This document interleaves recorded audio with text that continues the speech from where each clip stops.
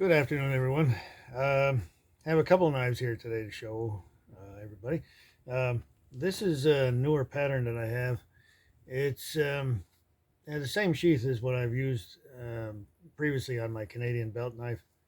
Um, but this particular knife right here, I'll put it upside down here.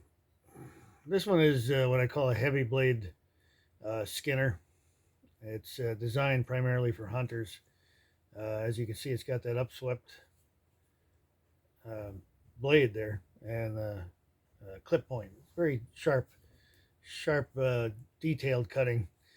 The difference about this one though is that it has this finger groove. They call it a choil, kind of a dumb name for that, but it's a finger groove designed to be able to choke up on. As you can see, uh, it also has the jimping on the back. So by putting your finger right in there and then your thumb on that jimping, it makes for a really controlled cut when you're trying to get in and work on detailed cutting and processing game. Of course, this works fine for bushcrafting and camping use. Those guys like to have a lot of detail in their knives so they can, you know, choke up on the blade, making fine cuts, fire sticks, things like that. As you can see, also um, the finger grooves, the contoured on there's a walnut handle, and of course it has the lanyard hole too. It makes for a really comfortable grip, a lot better than some other ones when your hands are slippery. And again, it can be choked up on whether you use that finger groove or not. It can be choked up on for detailed cutting. Anyway, so that's my heavy blade Skinner Bushcraft knife. This one is spoken for, but I've already had quite a bit of interest in these, so I'll be putting these on as a standard item on my site. You can always contact me also and specifically ask for that if you'd like to order one. The second one here is pretty much the same blade, just a compact one. Okay, it is meant to be, you know, vertical on your hip or your pack. It can be stashed away easily. It's so small. As I say, same blade, same jimping on the back. Handle's a little shorter, about hang on a second,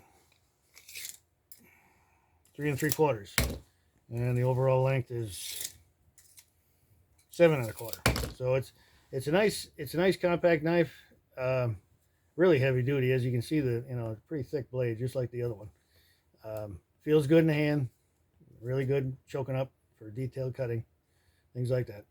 And a clip point too makes. I put that on a lot of my blades. What it does is it doesn't compromise the strength, the thickness of the blade, but it tapers it out so that you have a more pointed edge, you know, cutting for fine cutting. Anyway, as always, these are double stitched, waterproofed 9-ounce leather sheaths, heavy duty with all the copper saddle makers, rivets, and all the stress points. This one I didn't put a strap on because I wet formed it around the blade itself, which I do with all of my knives.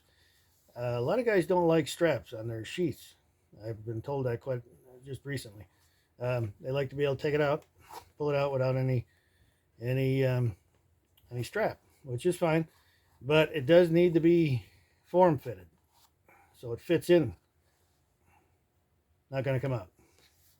That has to be wet formed around each blade to make it that tight. Anyway, that's about it for those. Again, if you like what you see, please like and subscribe to my channel. Again, there's a wait list on my site, furnacebrookironworks.com. You can join and be notified of any up and coming knives that I have available.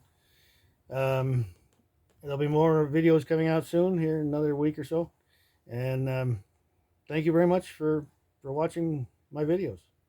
We'll see you next time.